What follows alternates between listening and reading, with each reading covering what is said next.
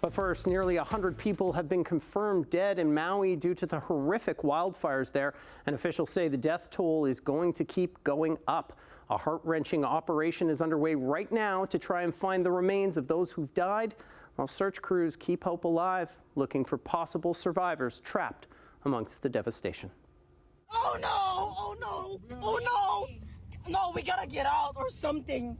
In what was once an island paradise, there's nothing left but ash and debris. I'm not going to go look at my home or anything. I've seen the videos. It's just, there's nothing left. It seems like a nightmare that we're trying to wake up from. The death toll rising from 93 on Sunday to 96 today, as search teams and cadaver dogs remain in devastated neighborhoods in Maui. What we saw on the ground is nothing short of catastrophic or heartbreaking.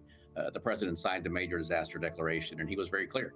Bring every federal resource that we have available to help these communities recover. So the people of Maui, the people of Hawaii need to know they're not at this alone.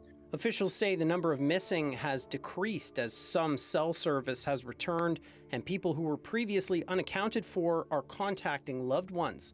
But many families still have no idea where their loved ones are. Every day going back to help clean up and help put spot fires out. Hope is really the most important thing that we need, and to be sensitive to those who have lost everything. Federal officials toured the disaster zone on the weekend, vowing to support communities.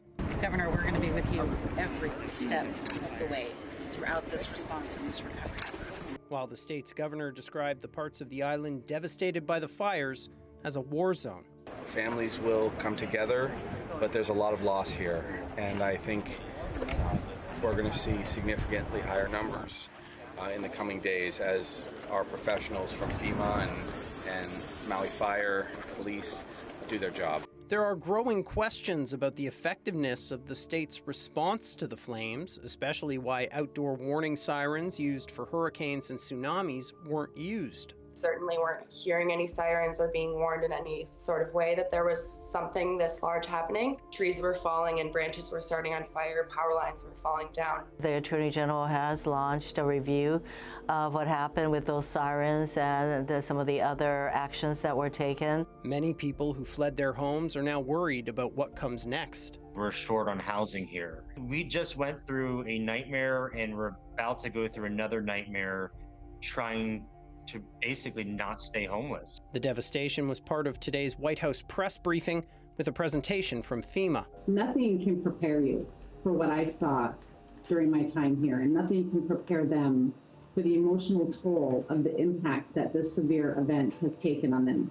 A new class action suit has been filed against Hawaiian Electric, claiming the company failed to cut power as toppled energized lines ignited wildfires.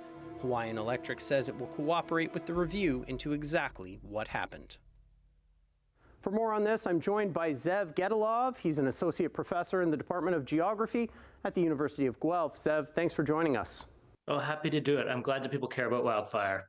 Professor, how much of what we are seeing in Maui is being driven by climate change? So I'm not going to make a lot of friends in the climate change community by saying this, but surprisingly little of what's happening in Maui is actually driven by climate change. So things like the hurricane that's causing the strong winds that help it are definitely related to climate change. The extended dry seasons that they're experiencing are related to climate change. But really, it hasn't warmed a whole lot in Hawaii compared to, say, Canada or California. But we would expect to see more events like this happening in a globally changed world. The wildfire season here in Canada has set records. How much of that can we attribute to climate change? Anybody who says that any individual fire is caused by climate change is trying to tell a story. But what we can say with absolute certainty is that fire years like this one are more likely to happen in a globally warmed world. And so we should expect to see more wildfire seasons like the one that we are currently experiencing. It's not over yet. And one of the huge challenges of this particular wildfire season is that we had wildfires at the same time, outside of Halifax, outside of Ottawa, outside of Kelowna, outside of Vancouver, all at once. And normally our strategy in Canada for dealing with wildfires is to just deploy people. We move people around the country. And this year, we had to deal with all of these wildfires happening at exactly the same time. And also, the wind was just blowing in such a way that the smoke ended up in places where we don't normally experience smoke. And so people with respiratory challenges were dealing with fires in a way that they've never had to before. Why should we expect more wildfires in a globally warmed planet? So, I mean, there are probably some parts of the world that are going to experience less wildfires, and people are going to point to that and say, aha, global warming is a myth. But I mean, on average, so certainly if you look at Canada, if you look at California, if you look at Australia, if you look at parts of sub-Saharan Africa, in general, it's going to be hotter. And so what Hawaii is dealing with right now is a drier fire season than they've dealt with before. It's not a whole lot hotter, but it is a whole lot drier than it used to be. And these things, it's not going to happen every year, but it's going to happen more often than it used to. Ze'ev, how should policymakers prepare for this new normal?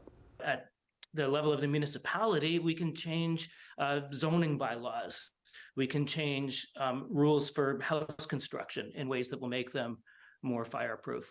And then similarly, as we move from there to like the provincial in Canada or the state level in the United States up to the national level, there are essentially land use decisions we can make that will help put people less in the line of fire, quite literally.